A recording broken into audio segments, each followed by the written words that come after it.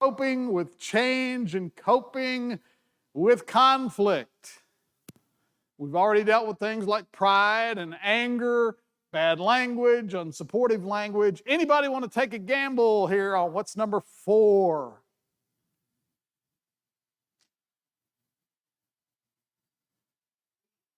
Greed? Any other guesses?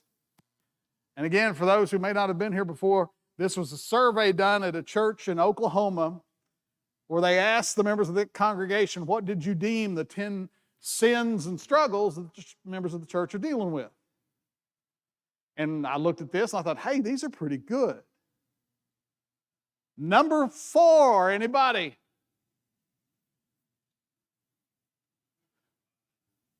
Lying. Actually, number 4 comes in being easily discouraged. Being easily discouraged. And as we look at it this morning, we're going to look at 2 aspects of this. One is discouragement versus being easily discouraged. And there is a difference. This life is full of discouragement. There are a lot of things to discourage us. That's a picture, December 10th, or actually the morning of December 11th in Princeton. Tornado ripped somebody's house. That would be discouraging, would it not? One night you're there, the next night you've lost everything you got. A lot of people a lot of reason to get discouraged. This little thing has caused discouragement. It's better, it's worse, it's better, it's worse, it's better or worse. We're 2 years in now and we're starting another cycle. It's sort of easy to get discouraged in that, isn't it? Stock market, the economy. You go through big up cycles, you go through down cycles. If you get honed in real tight on it, easy to get discouraged, isn't it?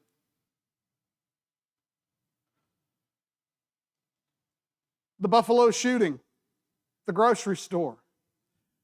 Those people who died just simply because they were at a grocery store and because the guy didn't like the color of their skin.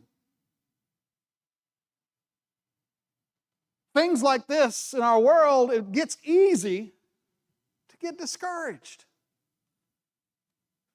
Our kids are so discouraged. The problem in our society now is that our youth get so discouraged and depressed that they're just saying, I don't want to go on. We get discouraged. There are a lot of things in life that can get discouragement. The definition, Webster's definition of discourage, to deprive of courage or confidence, to dishearten. And I really get further and get closer to really what we're shooting at today, let's look further at the meaning of this word, dishearten, because I see that will end up getting us to where we really want to go. Webster's definition of dishearten, to cause to lose hope, enthusiasm, or courage, to cause to lose spirit or morale.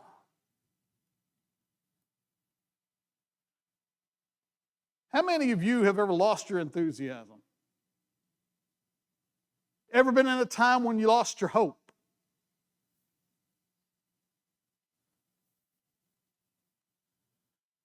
Ignatius of Loyola said, discouragement is not from God.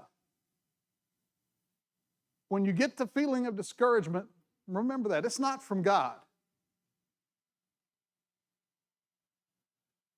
Ships don't sink because of the water around them. Ships sink because of the water that gets in them. Don't let what's happening around you get inside you and weigh you down. Keep that one in mind.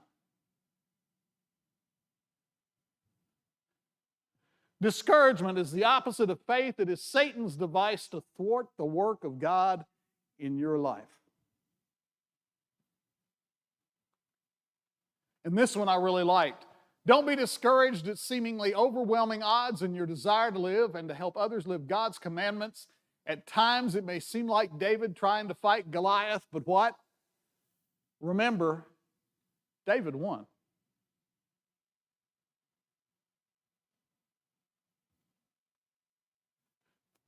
Big, important statement as we look at the issue of discouragement and becoming easily discouraged.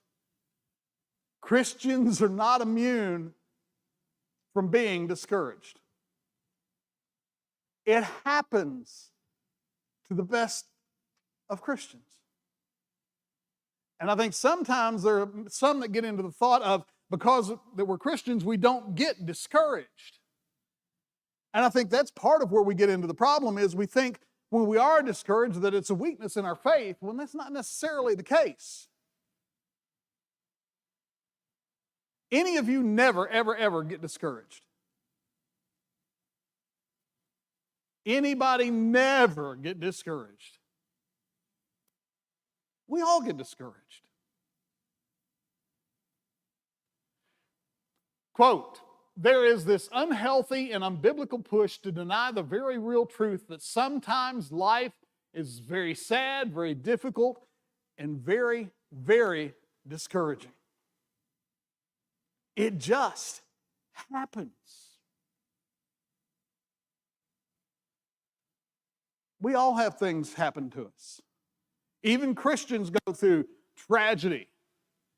Christians have their houses and lives disrupted by storms. Christians lose their jobs. Christians lose loved ones, close family members. We get discouraged.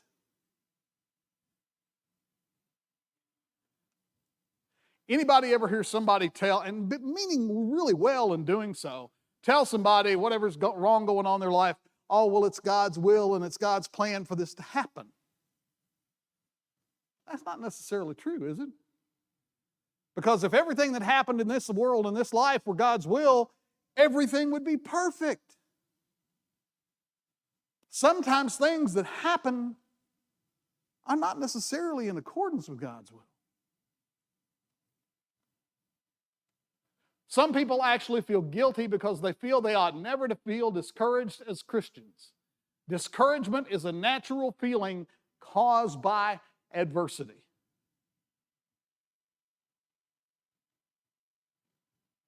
You're going to feel discouraged at times. What becomes the key is how we handle that feeling of discouragement. And that we don't become easily discouraged. We're all going to feel discouraged at times, but the problem gets to be in those times where you just look at something and say, oh, this ain't going to work. When you're discouraged before you even give an effort, then that's where we've gotten into the problem.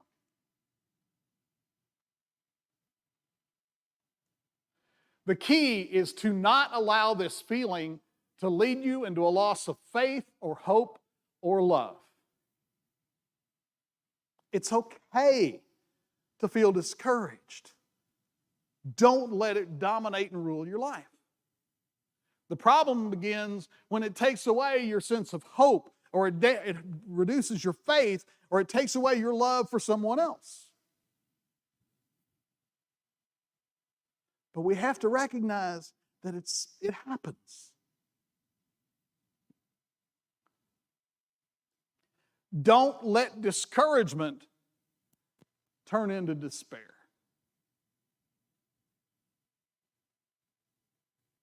Ever known somebody that their discouragement has just overwhelmed them? It's taken control of their life and they just go, nothing's going to be right. That's the point we have to be careful and not to reach. We don't want to reach the point of where we just say, there's no reason for any.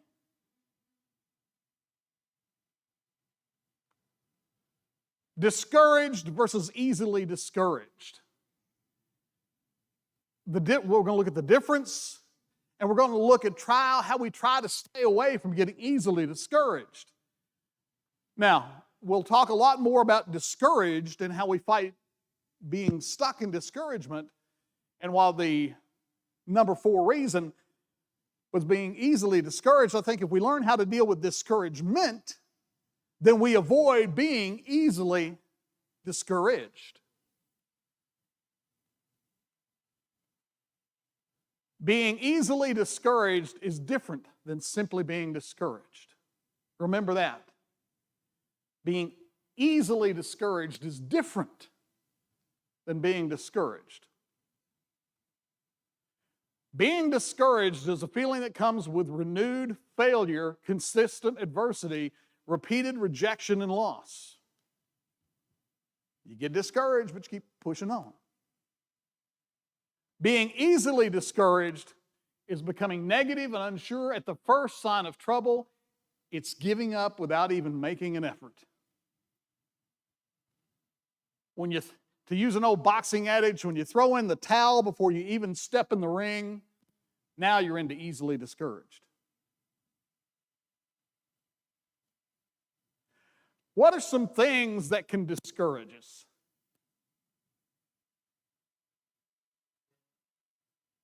Satan? What else? What are things that cause you discouragement in your life? Work? Ding, ding, ding.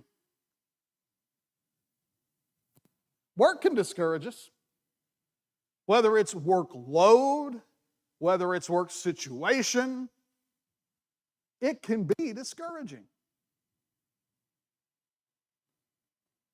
Responsibilities.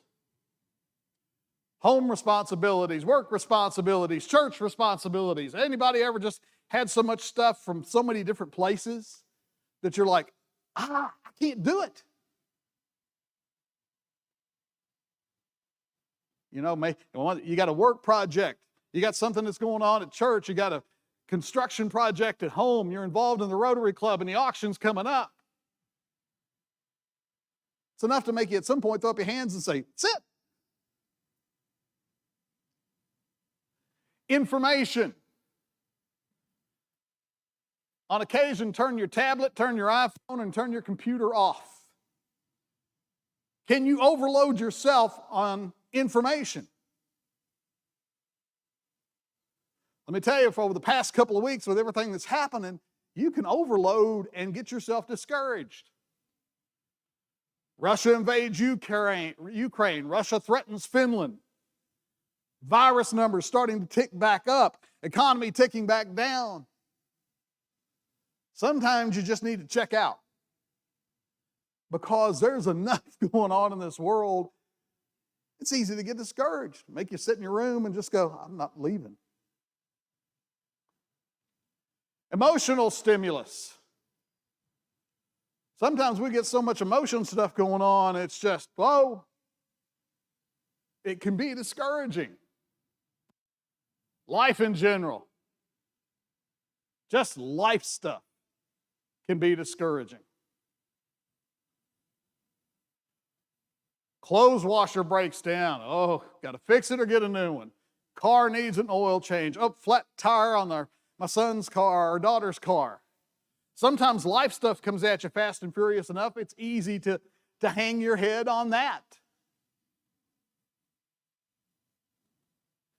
Overcoming discouragement requires less the adjustment of our attitude and more the adjustment of our approach. Easily discouraged is dealing more with your attitude. Sometimes dealing with discouragement just means got to change how I'm facing or how I'm dealing with it. Feeling discouraged is our body's way of telling us we may be outmatched, outnumbered. Whatever is before us is more than we can handle, and the discouragement we feel is our body's way of registering that fact. Sometime if you get feeling discouraged, it may be the inner workings of you saying, hey, we got to do something here.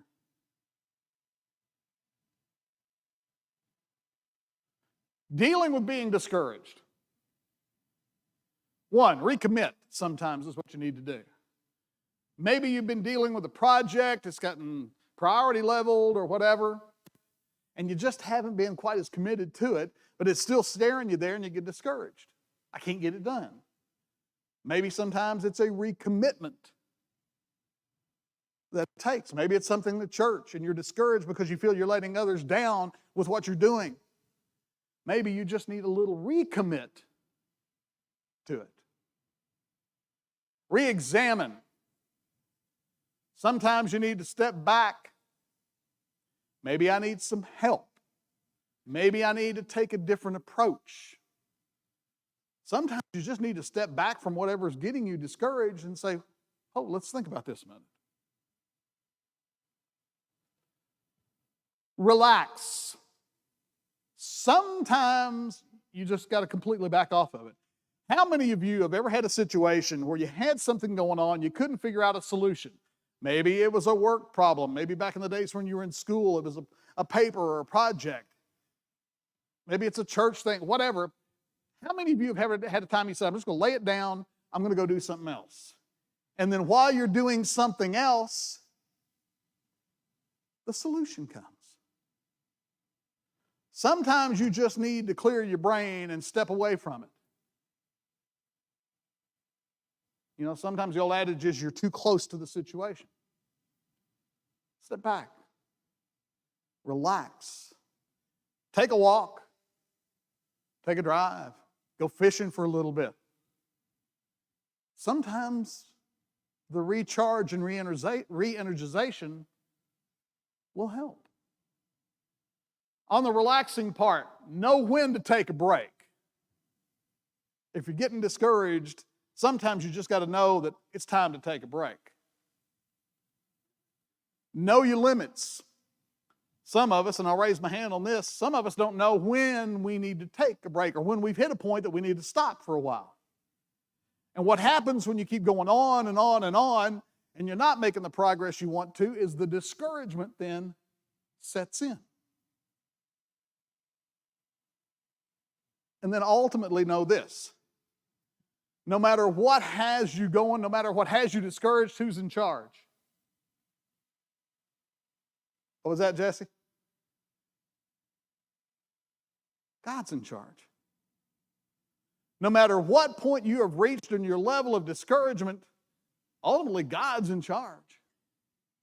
And I think sometimes when we get into those deep depths of discouragement, we can't find a way or see a way out of things.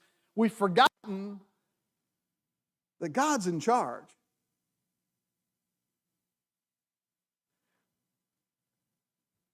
Sometimes when people get easily discouraged, they don't have beliefs greater than themselves. You know, many people have value systems.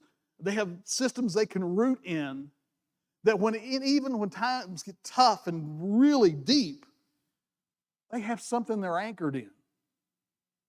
A lot of times those who get easily discouraged don't have anything to plant deeply and get rooted in. Sometimes people get caught up in self-reliance. I'm the one who can do it. I can do it. I can take care of it. Society teaches us that you can handle it yourself. We get distracted. Distraction can cause us to get easily discouraged. What enables a person to persevere despite discouragement is usually the fact that they hold a belief or value system greater than themselves. Normally, you have something that you can root in that is bigger than yourself. Matthew 13:21, the parable of the sower. But since they have no root, they last only a short time. When trouble or persecution comes because of the word, they quickly fall away. We need something to be rooted in. Self-reliance, we talked about relying on ourselves and why that causes people to get easily discouraged. Self-reliance, self-made, self-sufficiency is man's greatest goal and his greatest delusion.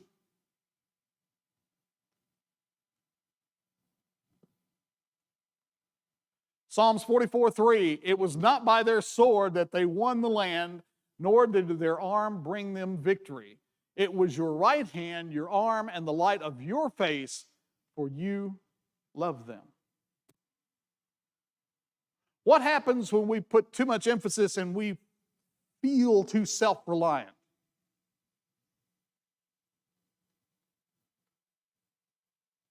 What do we lose focus on?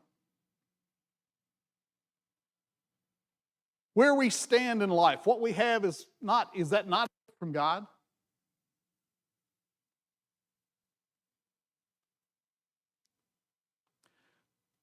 The danger of busyness, distraction, as it leads to us getting easily discouraged.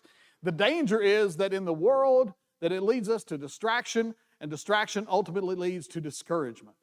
You get distracted from what you're trying to get done, it doesn't get done, you get discouraged, and when that goes over and over and over and over again, suddenly you get easily discouraged because you get easily distracted.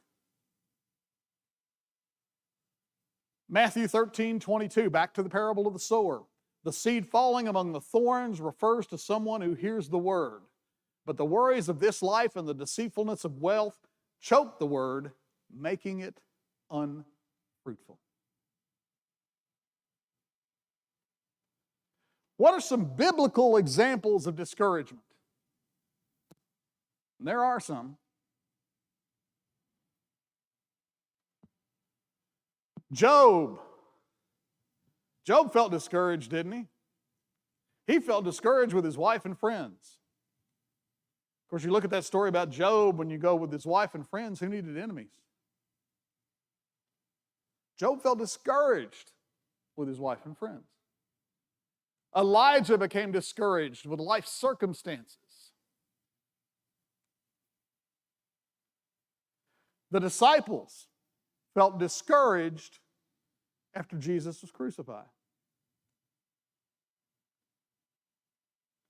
Jeremiah felt angry and discouraged with God. Peter felt discouraged with himself. What did Peter feel discouraged about?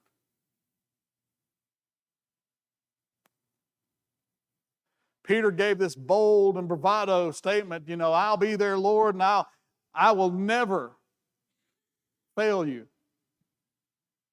On the night of the trial, what happened? Peter denied him not once, not twice, 3 times. Peter was discouraged because he had failed. Some things to remember. Disappointments can lead to discouragement. And this life is full of disappointments. Circumstances can lead to discouragement.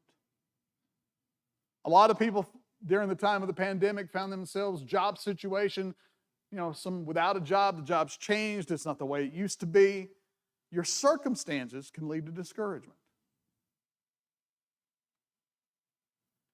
Short-term vision can lead to discouragement. What do we talk about when we talk about short-term vision here? We talk about the disciples were discouraged because of Jesus' crucifixion. They had short-term vision. They saw that as the end. They didn't see the long game.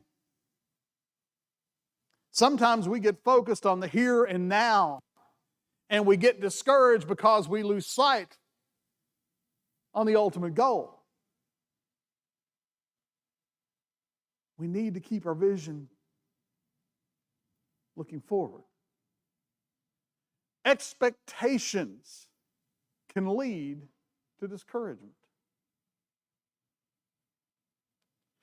That's one of the great dangers of having inordinate expectations, is that when you don't live up to them, your kids don't live up to them, your boss doesn't live up to them, your life doesn't live up to them, you get discouraged.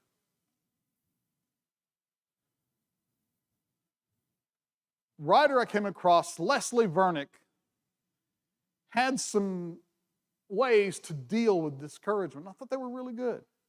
I thought they were really, really helpful. She is a Christian counselor. And so she deals with a lot of people dealing with a lot of discouragement. She said, one, be honest. You can't take action against a negative feeling until you first admit you have it.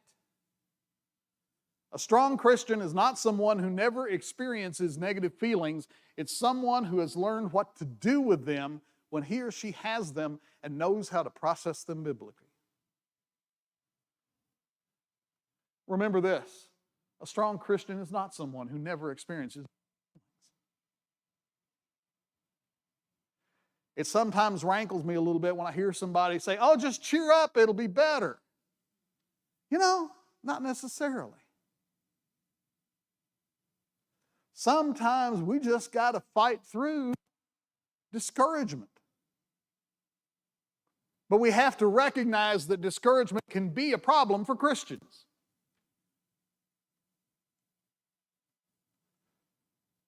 Number two, take care of your body.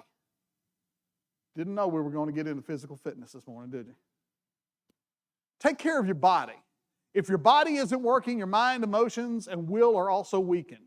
Sometimes the circumstances of life drain us dry, and we need to press pause, stop doing, and simply rest and refresh.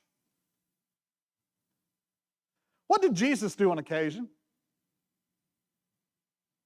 Went out to the wilderness and rested.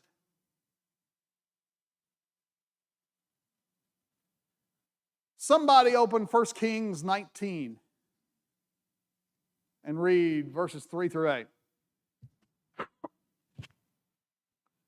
1 Kings 19, verses 3 through 8. When you get there, go ahead.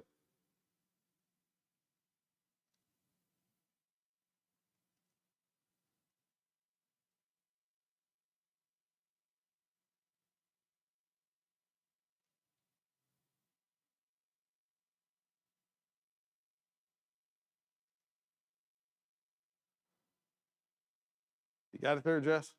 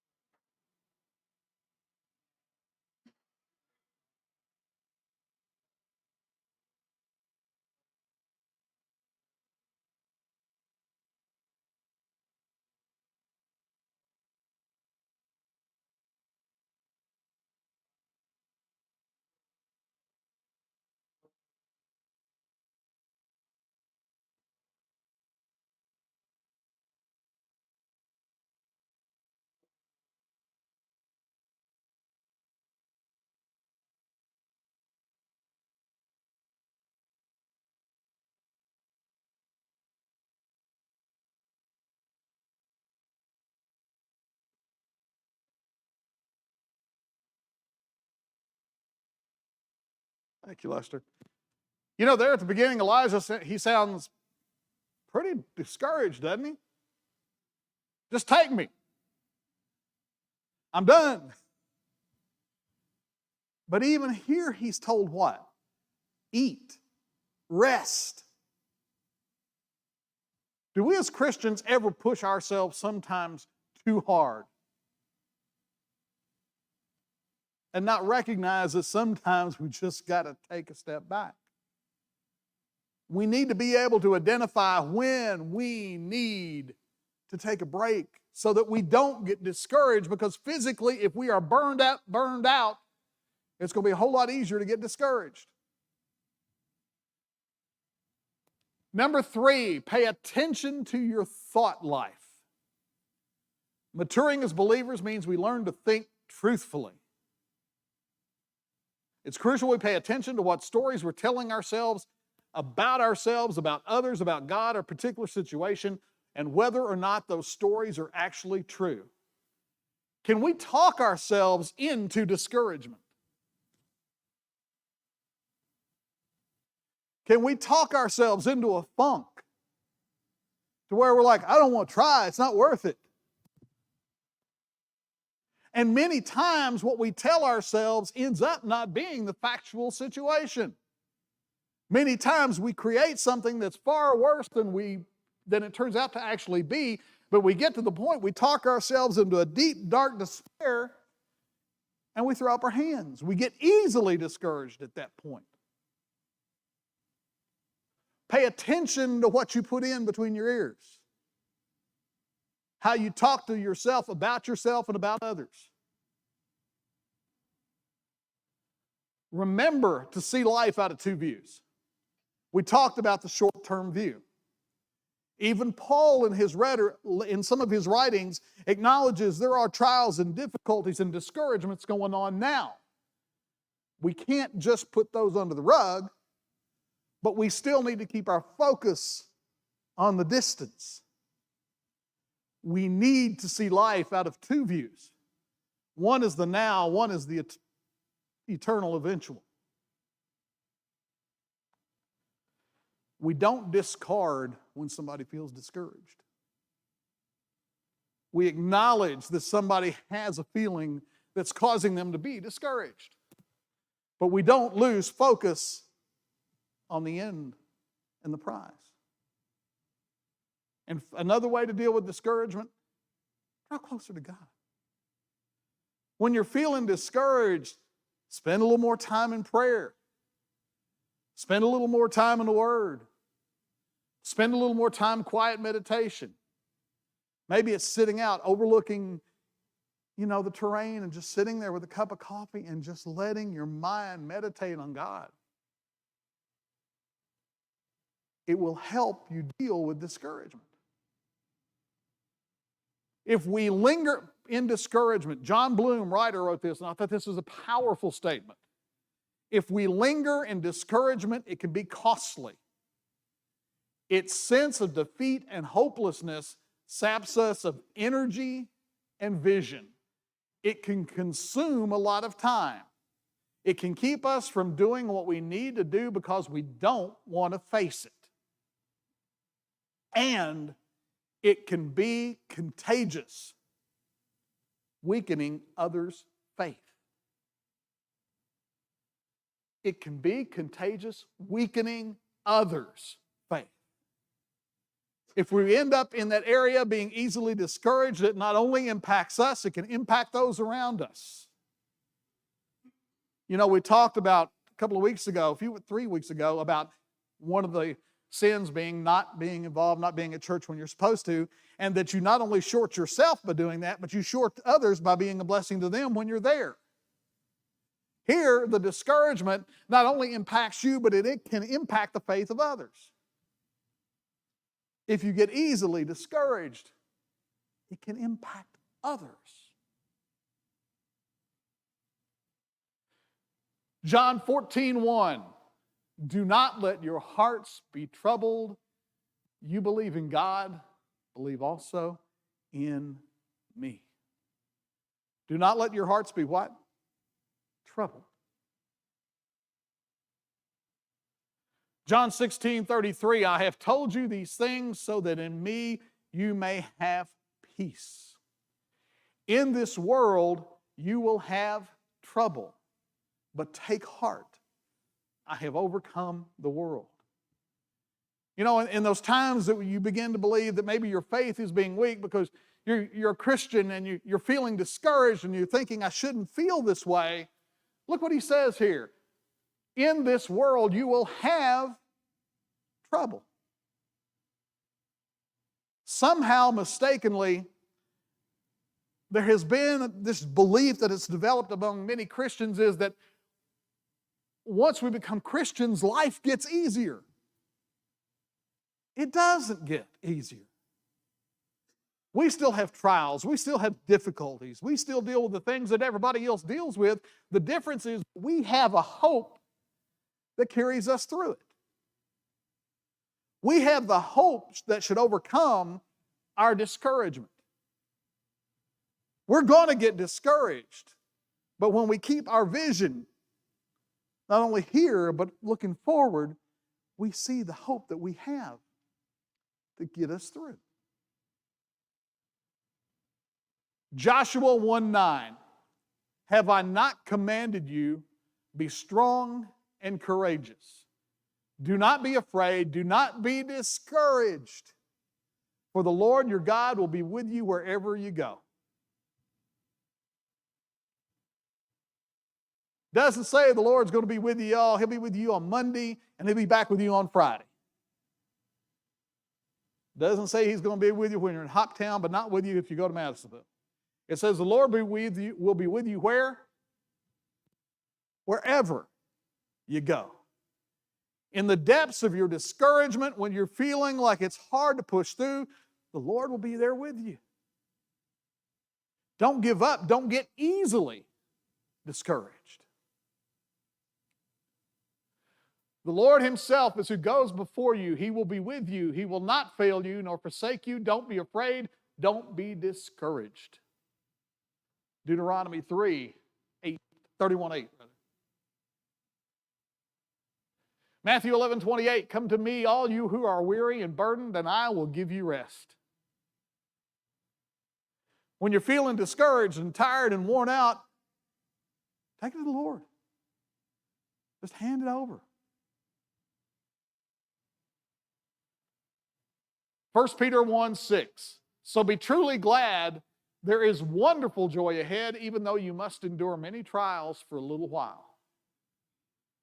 Even when you're hung in the depths of discouragement, it's not going to be always.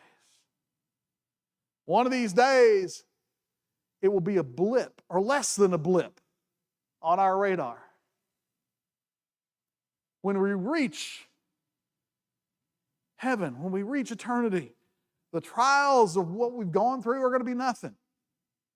You know, the last 2 years have been really hard on a lot of people, physically, mentally, or whatnot. You realize one of these days the pandemic is going to be nothing. It will have been nothing compared to what we are enjoying. Top 10 sins and struggles. Number 4, being easily discouraged. My one final preaching moment here is, when you see someone around you being discouraged, dealing with trials and difficulties, and we're to the point that they can't see the light of day, be supportive. Be kind. Be biblically the way we ought to be. Don't tell them, oh, it's just part of, it's God's will or whatnot, or just don't be false cheery. Be understanding. Be compassionate. Because that's what we would all want when we are feeling those depths of discouragement, is to somebody to understand and be compassionate towards us. Be compassionate. We're going to be discouraged. We're not immune as Christians from being discouraged. What we want to do is learn how to get through that so that we don't become easily discouraged. And we are right on 9:45. Thank you, guys.